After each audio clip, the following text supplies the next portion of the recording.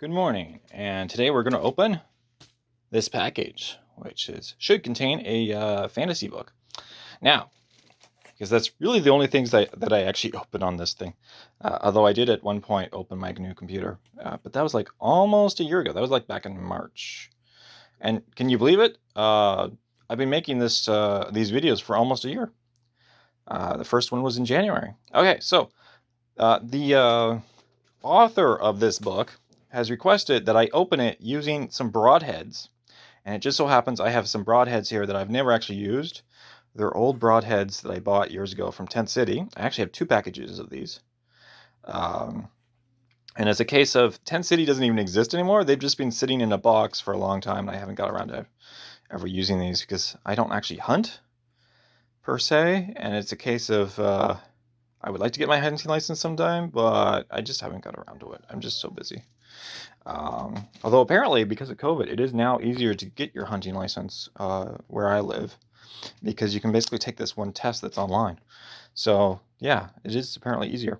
So I'm going to open it using this arrow and one of these broadheads.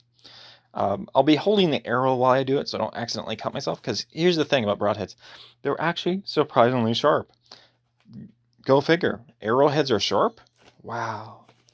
I have sliced my hand, my finger, one of my fingers, on the side years ago, because I reached into a box and I grabbed a broadhead by accident and just sliced open the side of my finger. And then it was just like a month ago, I accidentally poked myself with the tip of an arrowhead, a broadhead, so just like that, and sliced myself into just stabbed myself right in the tip of my finger. So yeah, they're surprisingly sharp. Now, field points aren't so bad.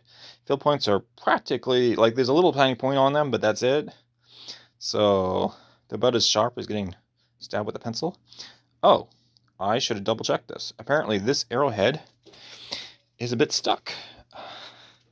I might need 2 hands just to unscrew this. Oh, right, there we go. Yeah. It just gave a little squeak and it went. Okay, so field points, they screw in like so. The problem is that, like, sometimes you get like rust and whatnot in there, and then they kind of get hard to actually pull out. So we're going to put this one in here. Okay, and very gently put it on there, because we don't want a whole bunch of blood here on video. Me least of all. So we're going to just... Hey, there's another way I could do this. I could just rotate the arrow and go like this. These are modern arrowheads. I do have more traditional, shall we say, arrowheads that are made out of obsidian and flint. Maybe I'll use those for a future video. That'd be fun. Okay, so here's the package.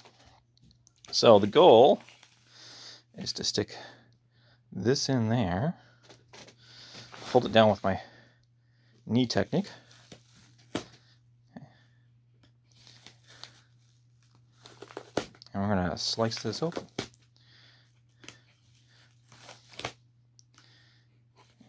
Actually use these arrow broadheads for something, as opposed to just sitting in a box not getting used. There we go, that's more like it.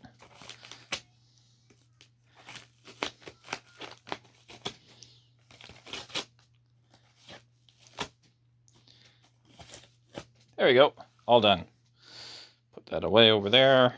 It's safe, and I can now reach safely inside here. Oh no, no, it's got me. Okay, never mind. Oh, there's a note. It's just for now. So. Okay. Oh, there you go. The Arrow and the Crown by Emma C. Fox. So now you kind of know like why the author asked for it to be opened with the broadhead. Is there anything else in here? Nope. It's just nice, fun popping stuff for my son to play with later. He's gonna be like, oh, you can pop these? This is so cool. Okay, so the Arrow on the Crown. Let's read the back cover. So what we got here on the front cover first, though, is a castle, there's mountains, there's a bit of a road by the looks of it going on there, villages, some flowers in the foreground with the nice big tree. It doesn't look like it's a terribly big tree, but it looks old. So, living trees. Oh, maybe the trees are actually part of this. Okay, so maybe there's something similar to Ents or tree ants or tree folk. We'll see. Ever since Anna can remember, she has avoided the ancient Grunwald forest, where her parents disappeared years ago. Well, I can understand why she would avoid it. Everyone in the kingdom of Weisberg knows that the forest is haunted. Tales about vengeful spirits that lurk amongst the trees. Among the trees. Okay, and of a beast. Oh wait. Okay, a beast that has taken the lives of peasants, knights, and the king's own son. Okay. But when the beast emerges after 7 silent years to wreak havoc on her home and village, Anna braves all her fears to confront him. She soon discovers that there is more to the beast than she realized, and more to herself than she ever imagined. Okay. Why do I have a hunch this is a romance, similar to Beauty and the Beast? What do you think? Let me choose Ruthless Raiders, Dark Enchantments, Perilous. Yeah, maybe he's just enchanted, similar to the Beauty and the Beast story. Okay, well, let's have a quick look here. Is there a map? I always like it when there's maps in books. Maybe there doesn't need to be a map in this one, because it sounds like it's just a really small kingdom.